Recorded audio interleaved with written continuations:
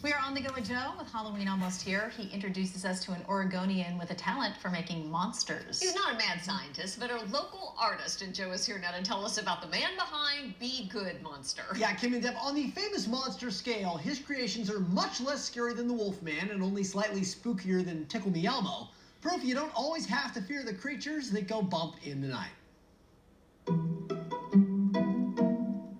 From the mind and pen of Matt Wayne, they spring to life. Monsters born from his dreams, but not his nightmares. These are easily the least scary monsters I've ever seen. Agreed. And that's the point. Matt is the creator of what he calls Be Good Monster. This is just a little dude on an island, but I think he sees something way off in the distance. A collection of oddly adorable creatures that he draws, sells, and even animates.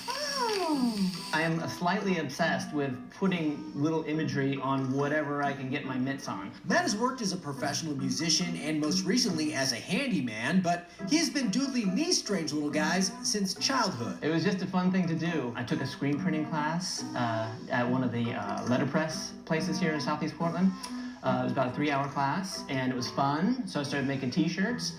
Kept making them until the house started getting a little bit flooded with them, and my wife said, "What are you gonna do with all this stuff?" I'm like, "I don't know." So he sold some shirts at a local school bazaar, and then the monsters, as one would expect, ran wild. I started making little earrings out of shrinky dinks, coloring books, puzzles. These are actually bags. So at the Saturday market, to pass the time, I'd had these shopping bags, and then I'd draw on them. His creations became so popular, he quit his handyman job, and for several years now has been a full-time monster maker. It was a hobby until I joined the Saturday market, and at that point, I was like, well, I can actually make a living doing this. Now, Matt's creations, which he makes by hand, can be bought online at public markets and art shows. You can often find him hard at work in the basement, drawing inspiration from his faithful supervisors, Buddy and Ellie. These guys don't hurt.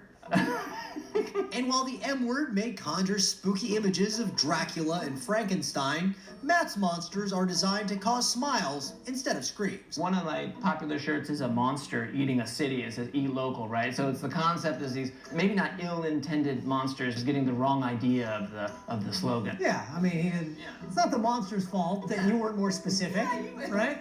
You got it.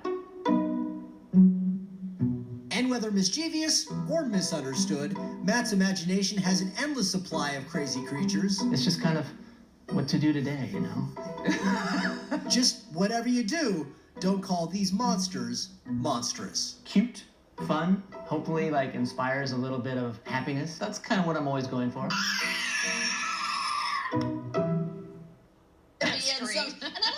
Be Good Monster. Yes, exactly, and it speaks to the whole vibe that he's putting out there. And I think what's really cool is, first of all, started as a hobby. He's made a living at it, and all the things that he sells, he actually physically makes. It's not like he just does the drawing and then sends it out to China or somewhere, and then they make it. He makes the buttons by hand. He makes he prints all his T-shirts by hand, so it's a real kind of literally a labor of love for this guy. Yeah, and he's a character himself. Very much so. Yeah. So neat. I just love it. He's like a modern day Dr. Seuss, if you will. Kind of, yeah. I love it. All right. It's great that he's at the Saturday market. Yeah. Can't think of a better place for him to sell his stuff.